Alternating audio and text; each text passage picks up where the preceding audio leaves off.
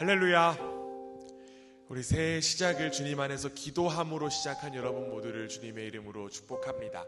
우리는 지난 송구영신 예배부터 시작해서 요한계시록에 담겨있는 7교회를 통하여 교회를 향한 메시지를 믿음으로 듣고 또 믿음으로 나누며 믿음으로 새기는 시간을 갖고 있습니다. 오늘 우리가 함께 나눌 세 번째 교회는 바로 버가모 교회입니다. 버가모 교회. 지난 두 번의 시간을 통하여 살펴본 초대교회의 현실은 위기와 고난이 가득했다라고 하는 거예요. 교회는 외적으로나 내적으로 어려운 현실을 마주했습니다. 그리고 그 모습이 바로 우리가 회복하고 싶어하는 초대교회의 모습이었습니다. 그러나 사도 요한은 이러한 현실 속에서 어떻게 믿음을 지키고 교회가 어떻게 나아가야 할지를 교회들에게 전하고 있습니다. 결국 주님은 사도 요한을 통하여서 하나님 나라를 드러낼 교회를 회복시키기를 원하셨던 것입니다. 마찬가지로 오늘 우리가 함께 읽은 이 버가모 교회도요, 앞선 교회들과는 별반 다른 바가 없었습니다. 어떤 상황에 있었는지 구체적으로 알기 위해서 우리는 요한의 목소리에 더욱더 귀를 기울여 보겠습니다. 오늘 우리가 함께 읽은 말씀 요한계시록 2장 13절 말씀인데요, 다시 한 번 더 함께 읽습니다. 시작. 내가 어디에 사는지를 내가 아노니 거기는 사탄의 권자가 있는 데라. 내가 내 이름을 굳게 잡아서 내 충성된 종인 안디바가 너희 가운데 곧 사탄이 사는 곳에서 죽임을 당할 때에도 나를 믿는 믿음을 저버리지 아니하였도다. 아멘. 요한은 지금 먼저 버가모 교회를 향해서 지금 칭찬과 격려의 메시지를 전했습니다. 왜냐하면요, 이 버가모 지역은 사탄의 권자가 있는 곳이기 때문입니다. 사탄의 권자, 무슨 의미일까요? 사탄의 권자라는 표현은요, 사탄이 왕노릇하는 곳이다 라는 의미입니다. 즉 사탄이 다스리는 도시가 바로 버가모 지역이었다라고 이야기할 수 있어요. 사탄이 다스리는 도시라고 하니까 아주 끔찍한 이미지들이 떠오를 것 같습니다. 우리가 어릴 적에 보았던 만화에서 본 것 같이 막 뿔 달린 악마들이 창 들고 나와서 막 횡포 부리고 불 지르고 막 이러는 장면들이 떠오르기 때문에 그렇죠. 그러나 사탄이 다스린다라고 했을 때 사탄이 직접적으로 나타나서 다스리는 것이 아님을 우리는 알고 있고 알 수 있습니다.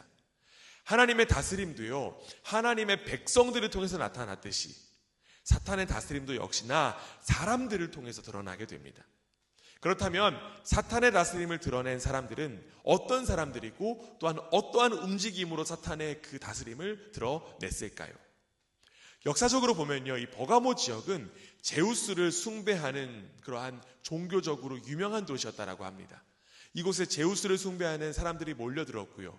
그렇기 때문에 이곳에서는 제우스를 숭배하는 커다란 제단도 있었다고 합니다. 그뿐만이 아니에요. 제우스 제단 주변으로 당시에 여러 신들을 숭배하는 제단도 함께 있었다고 합니다. 이후 버가모 지역은요, 기원전 133년부터 로마에 속하여서 로마 총독이 다스리는 도시가 되었어요. 그 도시가 앞서 이야기한 것처럼 신들을 숭배하는 것이 너무나도 익숙한 도시였기 때문에 로마의 지배에 받자 자연스럽게 로마 황제를 숭배하기 시작했습니다. 그렇기 때문에 이곳에는 로마 황제를 위한 신전도 있었다고 합니다. 즉 버가모는요, 우상 숭배가 만연한 도시였다라고 이야기할 수 있습니다. 결국 사탄의 다스림은 무엇을 의미하는 것일까요? 사람들이 하나님을 의지하지 못하도록 방해하고 다른 것들을 더욱더 의지하게 하고 의존하게 하는 것입니다. 사탄은요, 하나님과 인간 사이를 가로막게 하는 역할을 합니다. 혹자는 이렇게 이야기할 수 있을 것 같아요. 그거는요, 인간의 자유 아닌가요? 인간은요, 다른 종교를 가질 수도 있는 거 아닌가요? 자기의 의지 가지고 또 다른 대상들을 또 의지할 수 있는 것 아닙니까? 이것이 인간이 가진 자유일 텐데요. 이러한 이야기가 또 매력적으로 느껴질 수도 있습니다. 다른 종교를 인정하고 포용하는 넓은 아량이 평화를 이루는 길처럼 느껴지기 때문에 그렇죠. 그러나 우리는 여기서 분명히 알아야 할 사실이 있습니다. 사탄의 다스림은요, 단순히 다른 종교를 믿게 하고 다른 신을 의지하는 것에만 있지 않다는 것입니다. 사탄의 다스림은 삶의 방식에서 더욱더 구체적으로 드러납니다. 우리가 함께 읽은 23절에 보면 내 충성된 증인 안디바가 죽임을 당했다라고 이야기합니다. 안디바라는 사람이 지금 죽임을 당했어요. 초대교회 전승을 보면요, 안디바는 이 버가모 교회의 지도자였다라고 합니다. 그래서 그는 우상 숭배를 거부했어요. 무엇보다 로마 황제를 향한 그 숭배를 거부했고 예수님을 증거한 충성된 증인이었습니다. 당시 버가모 사람들은요, 안디바를 고발했고요. 이 안디바는 불타는 황소 형상의 제단 안에 넣어져서 화형을 당했다라고 전해집니다. 그는 신앙을 지키다가 끔찍하고 고통스러운 죽음을 맞이했습니다. 우리는 여기서 사탄의 다스림이 무엇인지를 분명하게 알 수 있어요. 사탄의 다스림은요, 한 생명을 하찮게 여긴다라고 하는 거예요. 자신들과의 가치, 그리고 종교가 맞지 않는다라고 하는 이유로 사람들의 생명을 앗아가는 모습이 바로 사탄의 다스림입니다. 이처럼 사탄이 다스리는 나라는요, 살인과 폭력과 유린과 억압이 가득합니다. 그런데 여러분, 여기에 또 안타까운 사실이 한 가지 있습니다. 바로 우리가 살아가는 이 시대도 사탄이 다스리는 것 같은 그러한 모습이 만연하기 때문에 그렇죠. 이는 단순히 어떠한 살인사건이나 폭력, 전쟁과 같은 것만을 의미하지 않습니다. 우리의 일상에서도 충분히 사탄의 다스림을 찾아볼 수가 있어요. 우리가 흔하게 볼 수 있는 사탄의 다스림, 무엇이 있을까요? 그것은 바로 우리의 입술에서 나오는 말에 있습니다. 사탄은요, 우리의 말을 가지고 자신의 다스림을 드러낼 때가 참 많습니다. 특별히 죽음의 언어를 통해서 사람을 죽이는 일들이 너무나도 많이 일어나죠. 어떤 일들이 있습니까? 험담이 있고요, 비방이 있고요, 비아냥이 있고요, 불평이 있고요. 더 나아가 욕설이나 경솔한 말들 같은 것들, 다 사탄의 다스림을 드러내는 것들입니다. 그렇기 때문에 유독 성경에는요, 말에 관한 말씀이 참 많습니다. 우리가 말로써 사탄의 유혹에 넘어가 사탄의 다스림을 드러내는 어리석음이 너무나도 많기 때문에 그러겠죠. 성경은 이러한 이야기합니다. 잠언 18장 21절에는 이러한 말씀 있습니다. 잠언 18장 21절인데요. 죽고 사는 것이 혀의 힘에 달렸나니 혀를 쓰기 좋아하는 자는 혀의 열매를 먹으리라. 죽고 사는 것이 혀의 힘에 달려있다라고 잠언은 이야기합니다. 또한 신약으로 보면요, 야고보 사도는요, 이러한 또 이야기합니다. 야고보서 3장 6절인데요. 야고보서 3장 6절에 이렇게 되어 있습니다. 혀는 곧 불이요 불의의 세계라. 혀는 우리 지체 중에서 온 몸을 더럽히고 삶의 수레바퀴를 불사르나니 그 사르는 것이 지옥불에서 나느니라. 아멘. 야고보 사도는요, 죄악된 말이 지옥의 근원을 두고 있다라고 이야기합니다. 야고보는 왜 혀가 지옥불에서 난다라고 이야기했을까요? 앞서 이야기한 것처럼 죽음의 언어는 거짓 아비인 사탄에게서부터 나오기 때문에 그렇습니다. 우리는 말로써 사탄의 다스림을 드러내는 일, 끊어야만 합니다. 그렇다면 여러분, 이러한 죽음의 문화가 가득한 세상 속에서 우리는 어떻게 이겨낼 수 있을까요? 우리는 어떻게 승리할 수 있을까요? 우리는 누구와 싸워야 되는 것일까요? 사도 요한은요, 버가모 교회를 향하여서 보낸 편지의 내용에서 이렇게 이야기합니다. 그 편지의 시작이 12절에 이렇게 시작해요. 요한계시록 2장 12절. 함께 했습니다. 버가모 교회의 사자에게 편지하라. 좌우에 날선 검을 가진 이가 이르시되. 앞선 두 교회, 에베소 교회와 서머나 교회를 향한 편지의 첫 머리에도요, 예수님에 대한 이야기를 꼭 덧붙였습니다. 그런데 지금 버가모 교회를 향한 첫 머리에는 예수님에 관해서 굉장히 강력한 표현을 쓰고 있어요. 뭐라고 이야기하냐면 좌우에 날선 검을 가지신 이라고 이야기하고 있습니다. 즉 요한은요, 지금 예수님을 가리켜서 전사의 이미지로 소개한 거예요. 특별히 요한은 예수님에 관하여서 1장에서 이러한 이야기를 표현하기도 했습니다. 요한계시록 1장 16절에 보면요, 이러한 표현도 나와요. 그의 오른손에 7별이 있고 그의 입에서 좌우에 날선 검이 나오고 그 얼굴은 해가 힘있게 비치는 것과 같더라. 전사이신 예수님의 입에서 좌우에 날선 검이 나온다라고 이야기했습니다. 즉 예수님은 말씀으로 승리하시는 분이라는 것입니다. 결국 우리가 사탄의 다스림에서 벗어날 수 있는 것은 오직 주님의 말씀밖에 없는 줄 믿습니다. 우리가 잘 알고 있는 대로요, 마태복음 4장에 보면 예수님께서 공생의 사역을 시작하실 때 사탄의 시험을 받는 장면이 나옵니다. 광야에서 40일 밤낮으로 금식하신 예수님 앞에 마귀가 나타나서 3가지 시험을 던지죠. 이 돌들로 떡덩이가 되게 하라. 네가 만일 하나님의 아들이거든 높은 곳에서 뛰어내려라. 내게 엎드려 경배하면 이 모든 것을 너에게 주겠다. 이렇게 3가지의 시험이 예수님을 향했고요. 예수님은 이 시험을 어떻게 감당하셨을까요? 예수님은 말씀으로 승리하셨습니다. 예수님께서 이기셨는데요, 예수님이 어떠한 방법, 다른 방법 가지고 이기신 것이 아니라 예수님은 오직 말씀 가지고 승리하셨습니다. 예수님의 생명 얻은 우리가 사탄의 다스림에서 이길 수 있는 방법도 마찬가지입니다. 우리에게는 이미 사탄의 시험에서 승리하신 전사이신 예수님이 함께 하십니다. 그리고 우리는 예수님의 그 말씀으로 이겨낼 수 있는 거예요. 사랑하는 교회 여러분, 사탄의 다스림이 만연한 같은 이 세상에서 우리가 승리하는 방법 오직 그리스도밖에 없는 줄 믿습니다.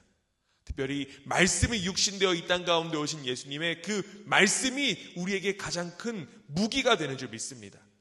그렇다면 여러분, 말씀이 사탄과 싸우는 무기가 되기 위해서 우리 가운데 필요한 것은 무엇일까요? 바로 믿음입니다. 우리에게 필요한 자세는 믿음이에요. 앞서 확인했던 사도 요한의 그 버가모 교회를 향한 칭찬을 다시 한 번 더 확인해 보면 믿음이 얼마나 중요한지에 대해서 이야기합니다. 요한계시록 2장 13절 우리 다시 한 번 더 읽어볼게요. 함께 읽습니다. 시작. 내가 어디에 사는지를 내가 아노니 거기는 사탄의 권자가 있는 데라.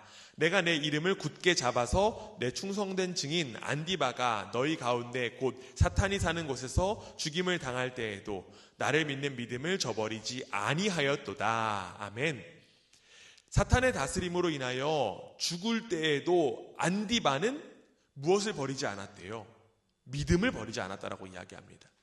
비록 그는 육신은 죽었을지는 몰라도 그는 주님과 함께 영원한 승리를 누리는 자였습니다. 그에게는 죽음을 이기는 믿음이 있었기 때문에 그렇죠. 우리에게 전사이신 예수 그리스도를 향한 믿음이 있기 때문에 우리는 믿음으로 승리할 수 있는 것입니다. 여기서 믿음으로 승리한다라고 하는 것 단순히 정신승리, 생각, 개념의 이야기를 하는 것이 아닙니다. 믿음으로 승리한다라고 하는 것은 바로 믿음이 우리의 삶의 현장에서 나타날 수 있도록 우리의 결단이 필요하다라는 것을 이야기합니다. 에베소 교회를 통해서 우리가 확인했었어요. 믿음에는 반드시 짝이 있다라고요. 믿음의 짝은 행위예요. 행동입니다. 행동이 동반되는 거예요. 앞서 이야기한 것처럼 말에서도 마찬가지죠.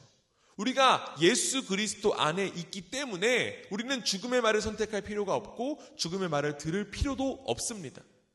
우리는 예수님께서 싸우시고 이미 이기셨다라고 하는 사실을 믿기 때문에 우리에게 합당하고 우리에게 어울리는 말과 행동을 드러낼 수 있는 거예요.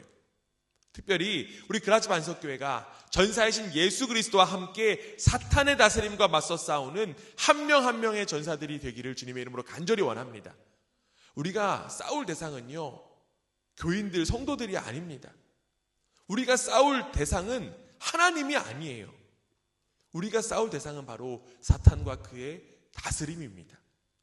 버가모 교회에서 순교한 이 안디바의 이름의 뜻이요, 대적하는 자라고 하는 뜻입니다.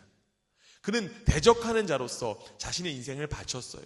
즉 주님의 편에서 사탄의 다스림을 대적함으로 진정한 승리와 생명을 누린 것입니다. 바로 우리 한 사람 한 사람이 안디바와 같이 사탄에 대적하는 자로 굳게 서기를 주님의 이름으로 부탁드립니다. 여러분을 향하여 수많은 사탄의 다스림, 사탄의 유혹, 시험이 임할지라도 이제는 예수 그리스도를 믿음으로 대적하는 우리 모두의 삶에 주님께서 반드시 함께 하실 것을 믿습니다. 이렇게 버가모 교회는요, 사탄의 다스림이 가득한 세상에서 그들을 대적함으로 믿음의 길을 걸어갔습니다. 그런데 여러분, 이제 사도 요한의 음성이 달라지기 시작해요.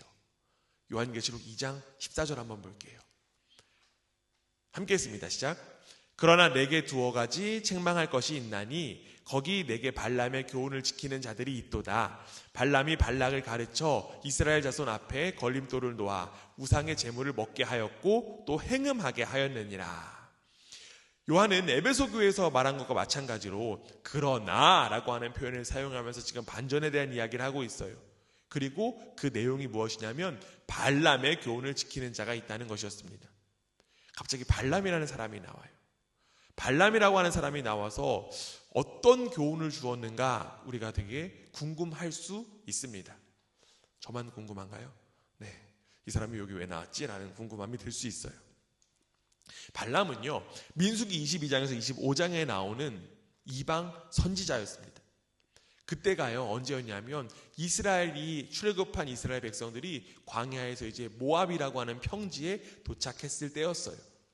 이에 이제 모압에는 왕이 있는데 그 왕의 이름이 발락이라는 왕이었어요. 이 발락이요, 이스라엘 세력이 점점 커지는 것을 보고 두려워했습니다.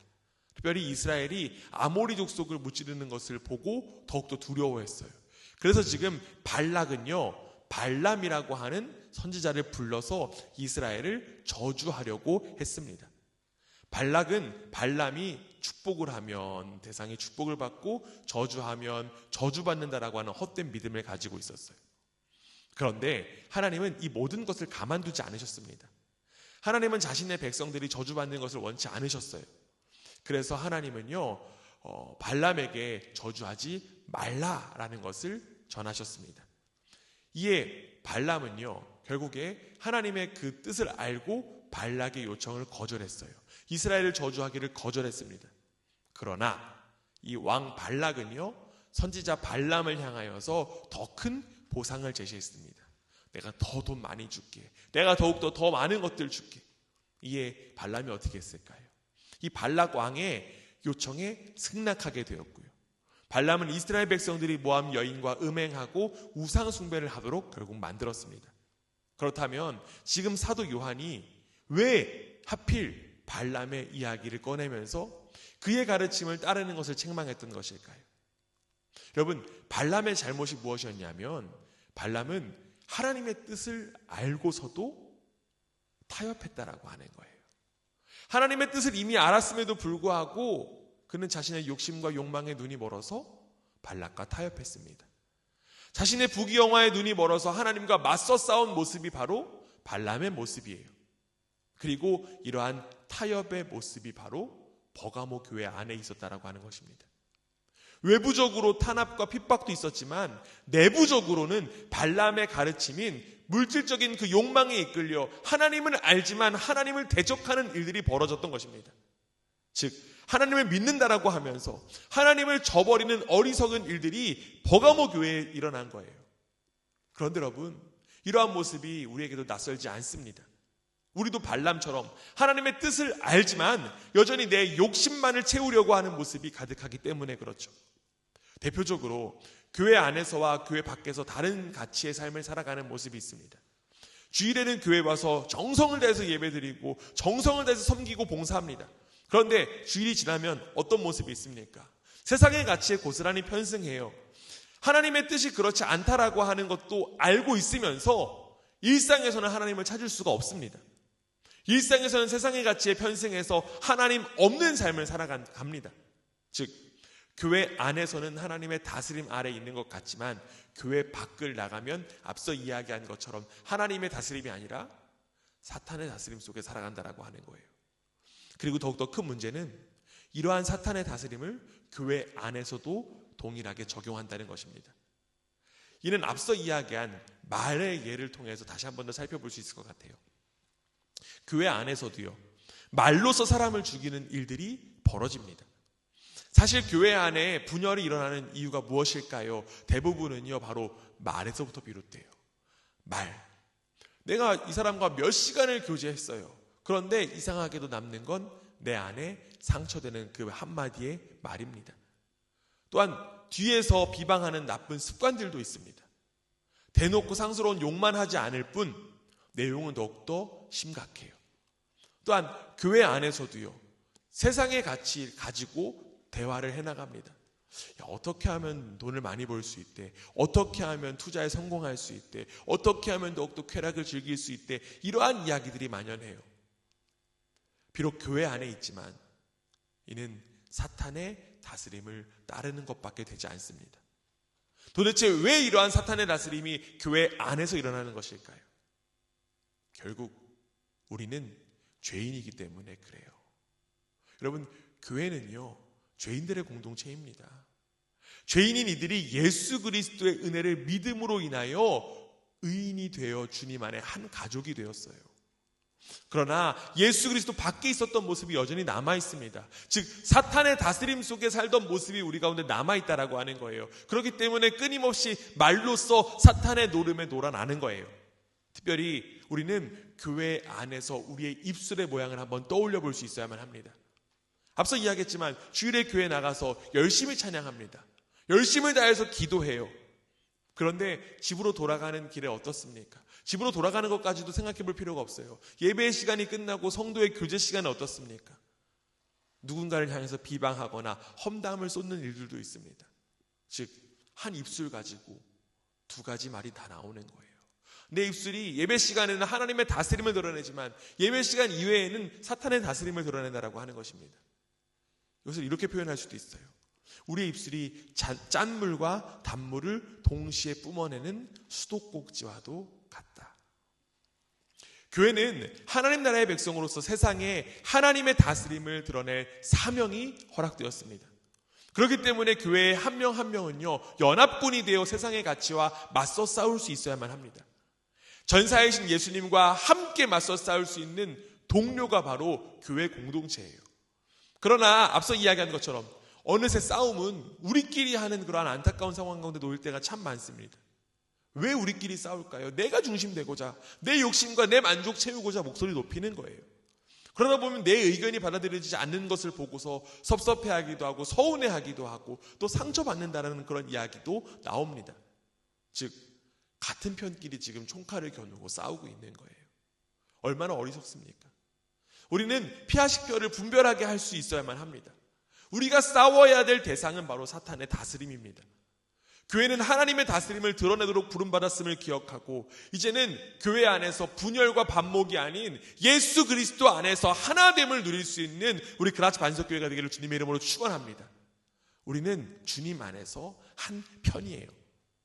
이제 사도 요한은요, 사탄의 다스림을 벗어나자고 버가모 교회를 향하여 권면한 이후에 그 방법에 대해서 이야기합니다. 요한계시록 2장 16절이에요. 함께 읽습니다. 시작. 그러므로 회개하라. 그리하지 아니하면 내가 내게 속히 가서 내 입의 검으로 그들과 싸우리라. 아멘. 지금 요한이 무엇을 권면하냐면요, 회개할 것을 권면합니다. 이는 에베소 교회를 향한 권면과 동일해요. 지난 시간을 통해서 우리는 회개가 돌이키는 것이다라고 하는 사실을 확인했습니다. 이전까지는 내 방식, 내 마음대로 살다가 하나님께로 삶을 돌이키는 것이 회개다라고 이야기했어요. 이전까지는 사탄의 다스림으로 살다가 이제는 하나님의 다스림으로 돌이키는 것이 회개입니다. 이처럼 요한은 회개가 너무나도 중요하기 때문에 에베소 교회와 동일하게 버가모 교회에도 회개에 대한 메시지를 전한 거예요. 특별히 버가모 교회를 향한 메시지, 전사이신 예수님으로부터 비롯되었습니다. 그렇다면 여러분, 이 회개를 전쟁으로 이야기하면 어떻게 이야기할 수 있을까요? 사실 우리는 회개하는 것을 참 어려워하고 꺼려할 때가 있어요. 왜냐하면 왜 우리가 회개를 어려워하고 꺼려할까요? 왜냐하면요, 내가 내 잘못을 스스로 인정하기가 어렵기 때문에 그렇죠. 본질적으로 인간은, 죄인인 인간은요, 누구나 다 내가 옳은 길 가고 있어, 나는 옳아라고 주장합니다. 내 방식이 옳다라고 여겨요. 그러나 이러한 생각만 하면 절대로 회개가 할 수 없습니다. 돌이킬 수 없다는 거예요. 내가 잘못되었다라고 생각하지 않기 때문에 돌아갈 것도 없다라고 생각하기 때문에 그렇죠. 그렇기 때문에 회개를 위해서 필요한 싸움은요, 바로 자신과의 싸움입니다. 특별히 여기서 이야기하는 자신은 죄인의 습성을 여전히 가지고 있는 나의 못난 자존심을 일컫습니다. 자존심은 문자 그대로 자기 자신을 존귀하게 여기는 마음입니다. 그렇기 때문에 자존심 그 자체는 나쁘지가 않아요. 그것은 나쁜 것이 아닙니다. 자기 자신을 귀하게 여기고 존중하는 건강한 자존심은 자기 성찰을 하게 하고요, 성장의 촉진을 이루는 역할을 하기도 합니다. 그런데 문제가 되는 자존심이 있어요. 바로 교만으로 변질된 자존심입니다. 자신의 약점을 인정하지 않는 태도가 바로 변질된 자존심으로부터 비롯됩니다. 그리고 이러한 변질된 자존심은 하나님과의 관계 그리고 사람과의 관계까지도 무너뜨리게 만듭니다. 내가 잘못한 것이 없다라고 여기니까 하나님이 필요가 없는 거예요. 내가 다 옳잖아요. 내가 잘한다라고 생각하니까 돌아볼 수 있는 여유도 없습니다. 돌아볼 필요도 없고요. 그러나 이렇게 변질된 자존심만 부리며 살아가다 보면 결과는 무엇을 맞이하게 될까요? 바로 죽음밖에 없습니다. 야고보 사도는요, 야고보서 4장 6절에서 이러한 이야기합니다. 그러나 더욱 큰 은혜를 주시나니 그러므로 일렀으되 하나님이 교만한 자를 물리치시고 겸손한 자에게 은혜를 주신다 하였느니라. 하나님은요, 교만한 자를 물리치신다라고 합니다. 교만한 자들은 자기 자존심 부리면서 하나님께로 돌아가지 않기 때문에 그래요. 즉 사도 요한이 회개를 해야 한다라고 하는 요청은 바로 나 자신과의 싸움을 이야기합니다. 우리는 죄인인 습성을 가지고 변질된 이 자존심과 싸울 수 있어야만 합니다. 교만한 나와 맞서 싸울 수 있어야만 해요. 왜냐하면 이러한 모습은 내 안에 이미 임하신 예수 그리스도와 어울리지 않기 때문입니다. 이 땅에 오신 예수님의 모습, 교만이나 자존심과는 전혀 어울리지 않는 모습이셨습니다. 우리가 잘 아는 말씀인데요. 말씀 찾아보면 빌립보서 2장 6절에서 8절에 보면 빌립보서 2장 6절에서 8절 우리 세 절 말씀인데요. 이 세 구절 또 함께 읽습니다. 시작. 그는 근본 하나님의 본체시나 하나님과 동등됨을 취할 것으로 여기지 아니하시고 오히려 자기를 비워 종의 형체를 가지사 사람들과 같이 되셨고 사람의 모양으로 나타나사 자기를 낮추시고 죽기까지 복종하셨으니 곧 십자가의 죽으심이라. 아멘. 창조주이신 예수님은요, 피조물의 모습으로 이 땅 가운데 오셔서 우리와 같이 되셨습니다. 예수님은 겸손으로 스스로 낮아지셨어요. 그리고 그 낮아짐으로 인하여 우리에게 영원한 생명이 허락되었습니다. 그렇기 때문에 우리에게는 교만이 어울리는 것이 아니라 바로 예수 그리스도의 겸손이 어울립니다. 우리의 생명의 근원이신 그 분이 겸손하고 온유한 분이시기 때문에 그렇죠.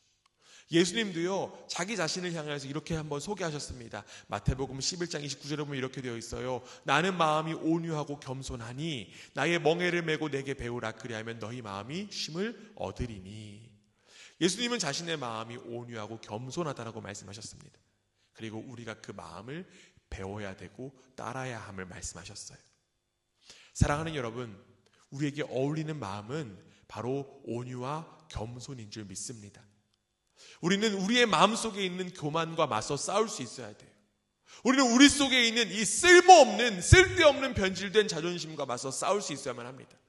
특별히 우리 그라치 반석교회가 내 안에 있는 교만과 내 안에 있는 그 변질된 자존심과 맞서 싸우는 교회가 되기를 간절히 원합니다. 우리는 저 사람 참 교만해, 저 사람 자존심 너무 세, 이런 이야기가 만연한 것이 아니라 내 안에 있는 교만, 내 안에 있는 자존심의 시선을 모으고 그것들에 대적하여 싸울 수 있어야만 합니다. 그것이 바로 회개의 길이고 생명의 길인 줄 믿습니다. 이렇게 나의 교만함과 자존심을 가지고 싸우는 이들이 있는 교회가 바로 예수님께서 주인 되시는 교회인 줄 믿습니다. 특별히 2025년도 내 안에 있는 교만이 깨지는 은혜의 한 해가 되기를 주님의 이름으로 축원합니다. 내 안에 있는 쓸모없는 자존심이 무너지고 이제는 예수 그리스도라고 하는 그 자존심 가지고 살아가는 2025년도 되기를 주님의 이름으로 축원합니다. 손자병법에는 아주 유명한 말이 있어요. 지피지기면 백전불태다. 어떤 의미일까요? 상대를 알고 나를 알면 100번 싸워도 위태롭지 않다라고 하는 이야기예요. 오늘 우리는 이 버가모 교회를 통하여 우리가 싸워야 될 대상이 무엇인지를 확실하게 알게 되었습니다. 우리가 싸워야 할 대상은 바로 사탄의 다스림이에요. 사탄의 다스림 속에 흘러가는 이 세상의 가치관이 바로 우리가 싸워야 될 적입니다. 그리고 우리는 자기 자신과도 싸워야 돼요. 남들과 싸우는 게 아닙니다. 교우들과 싸우는 게 아니에요. 바로 죄인인 내 안에 있는 그 죄의 습성과 싸워서 주님의 길을 걸어가는 것이 바로 100번 싸워도 이기는 길입니다. 비록 마귀가 우는 사자와 같이 두루 삼킬 자를 찾지만 우리는 겁낼 필요가 없습니다. 왜냐하면 전사이신 예수님께서 이미 승리하셨기 때문에 그렇죠. 이 세상의 가장 큰 권세인 사망의 권세를 이기신 분이 바로 우리 속에 이미 함께 하시기 때문에 우리는 두려워하지 않고 담대하게 승리의 길을 걸어갈 수 있는 것입니다. 세상이 사탄의 다스림으로 혼탁해졌어도, 그리고 교회가 세상의 가치관에 물들었어도 희망은 바로 여러분 한 사람 한 사람 가운데 있는 줄 믿습니다. 왜냐면요, 하나님은 예수 그리스도의 생명으로 살아가는 이들을 통하여 하나님의 다스림을 드러내기 원하시기 때문입니다. 성령 하나님께서 친히 동행하셔서 우리에게 필요한 것들을 공급하시고 무엇보다 우리를 진리로 인도하심을 기억하며 이제는 주님과 함께 이 세상에서 승전가 부르는 우리 모두가 되기를 간절히 원합니다. 여러분, 내가 바로 하나님 나라의 전사입니다. 우리 교회가 바로 하나님 나라의 전사입니다. 특별히 우리에게 말씀이라고 하는 강력한 무기가 허락되었습니다. 영과 진리로 무장한 하나님 나라의 전사로서 이제는 입술의 권능 가지고 찬양과 감사의 노래를 부르며 함께 변화되는 우리 그라치 만석교회가 되기를 주님의 이름으로 축원합니다. 아멘.